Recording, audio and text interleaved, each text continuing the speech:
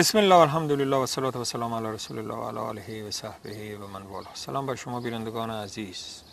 حضرت محمد صلی الله علیه و آله و سلم فرمودند که الله جل جلاله میفرماد کل عمل ابن آدم له الا الصوم فانه لی و انا اجزی به. همه اعمال انسان برای خودشه، فقط روزه است که مال منه و من بهش پاداش میدم. دیگه هم نگفت چی پاداش میده، از بس که پاداش زیاده. حالا سوال این است که چرا همه اعمال انسان برای خودشه؟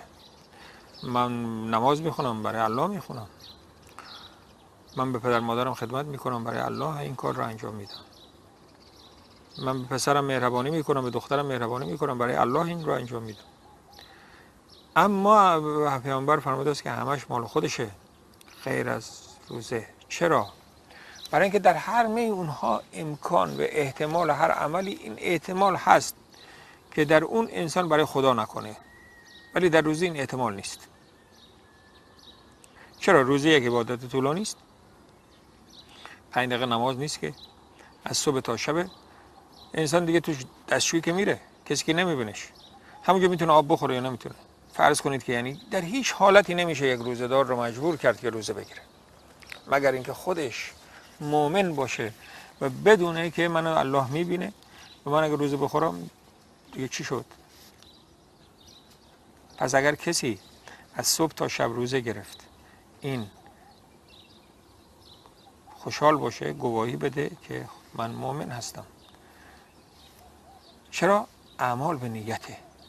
پس فهمیدیم که من نمیگم والله کسی نماز بخونه اونم میتونه برای خدا بخونه، کسی روزه میگیره اونم میتونه برای الله جل جلاله بگیره، همه چیزش میتونه برای الله باشه ولی میتونه هم نباشه. اما در روزه دیگه نمیتونه نباشه. از اینجا ما نتیجه میگیریم که هر عملی، حالا بیایم از روزه بیرون، خاص برای الله باشه، هر عملی الله بهش جزا میده، پاداش میده. و دیگه نتیجه دوم این است که پاداش زود میده. من انسان رو میشناسم که برای همین تو حدیث هم هست، اتفاقا این انسان با این حدیث عمل کرده، میگه بهترین صدقه اون است که تو فقیر باشی و خودت بترسی از فقر و صدقه بدی. انسان میگه که من یتیمی دیدم، دختر یتیمی دیدم که به اصطلاح محتاج بود به پولی، میگه با اینکه خودم هم پول نداشتم این رو برش دادم و خاطر رضای خدا. هیچ کس میگه منو مجبور نکرده بود، هیچ نیتی نه، خودم میدونستم که نیتی ندارم جز که الله رو راضی کنم. میگه باور کنید که 24 ساعت نگذشته بود که 10 برابر نه شاید 50 برابرش بر من اومد از جایی که اصلا میگه تصور نمیکردم. من میگه قبلا هم خیرات میدادم ولی علتش فهمیدم که این خاص چون برای خدا بود، یعنی هیچ در اون هیچ شایبه ای نبود. در دنیا میده هر عملی برای خدا باشه. برای همین هم توی حدیث دیگه ما داریم که اگر کسی چیزی رو برای خدا ول کنه خدا از اون بهترش بهش میده. این دیگه برای خدا ول میکنه. پس اعمال به نیته. برای همین ما توی حدیث داریم که اگر کسی نماز نفل رو در خونه بخونه 27 برابر ثواب میبره، یا در جایی بخونه که کسی او رو نبینه.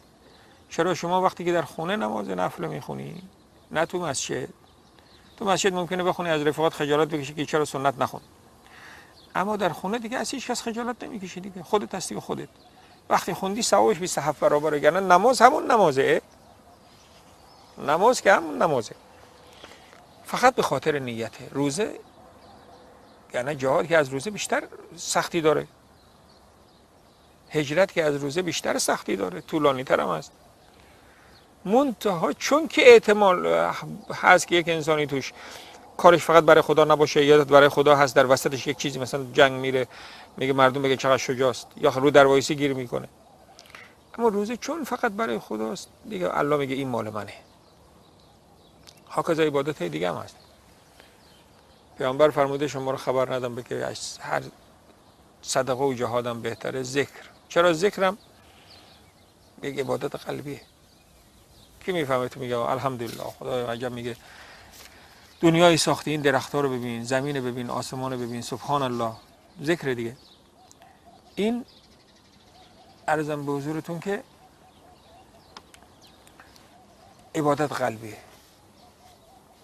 دعا چرا میگه عبادته؟ اصل عبادت دعاست. چرا؟ برای اینکه دعا برای خداست. ما ممکنه تو جب الان من بگم اللهم ربنا آتنا فی الدنیا حسنه، مثلا میخوام تو برنامه یه چیزی گفته باشم، اما تو خلوت که من دعا میکنم برای خودم معلوم است که من خدا رو قبول دارم و نیت این دعا برای الله است. چون این کارو چرا بکنم؟ ریایی درش نیست. برای همین است میگه در روز قیامت کسی که در خلوت چشمش اشک‌آلود شد از خدا، یعنی خدا رو یاد کرد و چشمش اشک‌آلود شد، این در سایه عرش الهی جا داره. پس چی شد؟ مدار همه کارا بر نیت شد.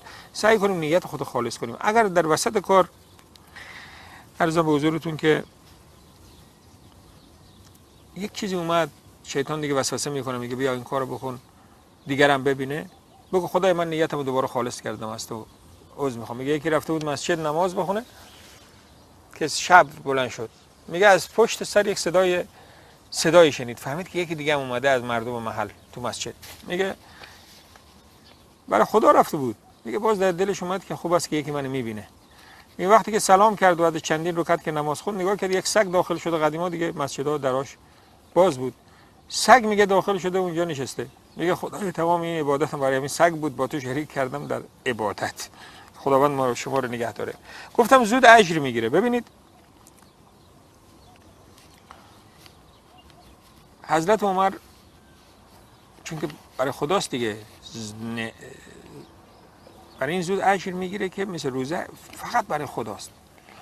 حضرت عمر شبی میگشت در مدینه، جلوی خونه رسید، دید که یک صدایی از خونه شنید که مادر به دختر میگه آب بریز در شیر.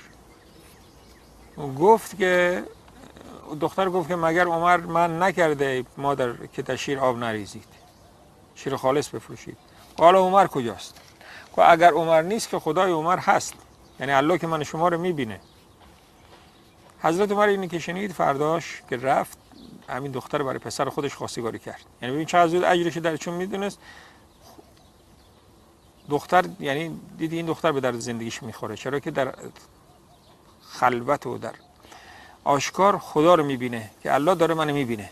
از این بهتر دیگه دختر برای پسرم میگه نیست، حضرت عمر گفته. لذا توجه کنیم که زود انسان اجر اینو میگیره. یه چیزی به شما بگم که در مسئله همین نیت خالص، نیت خالص یک چیزی هست که بین انسان رو مرتبط میکنه با خداوند جل جلاله و یعنی دیگه هیچ شایبه ای نیست که انسان شک کنه که مؤمن هست. لذا کوشش کنیم در همه کارهای خود نیت خود خالص کنیم و روزه چون که خالص برای الله هست، خداوند فرموده که پیامبر فرموده که جنه هست، سپر هست. سپر از چی؟ سپر از آتش. الله به من شما توفیق عمل بده. تا برنامه بعد، الله حافظ و نگهدار شما.